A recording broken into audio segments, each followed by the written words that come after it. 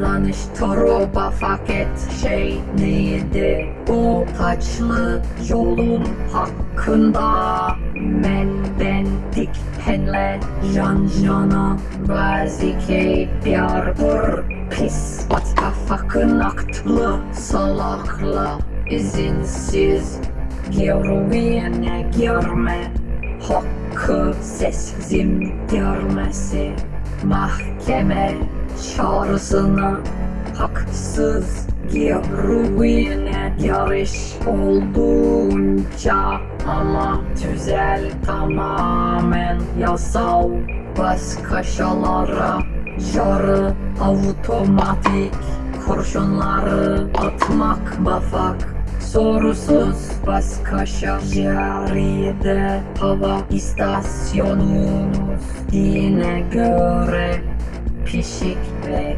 köpek yağmur yağdığını iddia edince atmak bafak.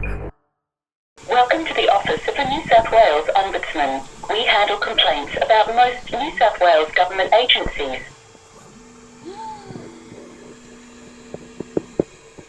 Awesome! What do you think? Cool! Get used to it!